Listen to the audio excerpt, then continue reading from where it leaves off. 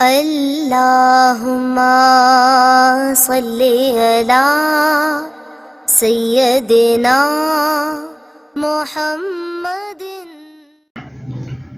زکوٰۃ کا معنی سمجھنا ضروری ہے۔ زکوٰۃ کا معنی صفائی اور زکوٰۃ کا معنی پاکیزگی ہے، اور یہ زکوٰۃ کا معنی اس لیے ہے کہ جب کوئی آدمی اپنے مال کی زکوٰۃ ادا کرتا ہے تو ایک تو اس کا باقی مال پاک ہو جاتا ہے، ورنہ اس کا باقی مال پاک نہیں رہتا۔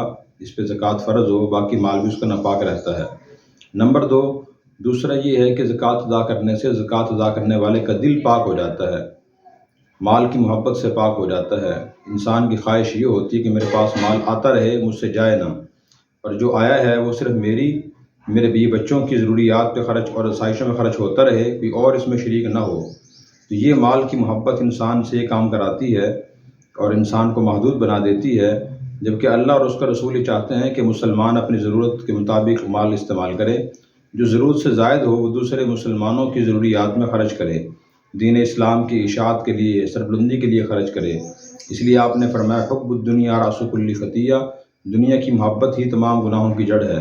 جب انسان زکوٰۃ ادا کرتا ہے تو اس کا دل مال کی محبت سے پاک ہوتا ہے، کیونکہ انسان جب کوئی چیز خرچ کرتا ہے تو اس کی محبت دل سے نکلتی ہے۔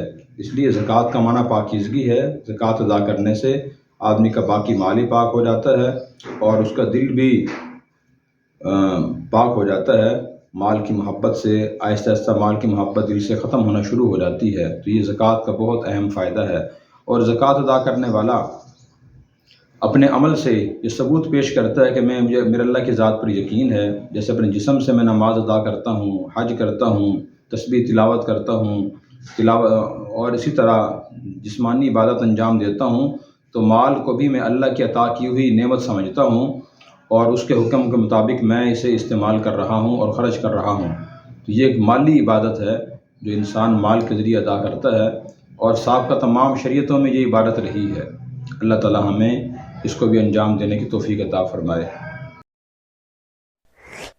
اور اگر آپ نے ابھی تک ہمارا چینل سبسکرائب نہیں کیا تو فوراً سبسکرائب کیجئے، ساتھ ہی بیل آئیکن پر کلک کریں تاکہ مزید آنے والی ویڈیو ہے وہ آپ کو وقت پر ملتی رہیں۔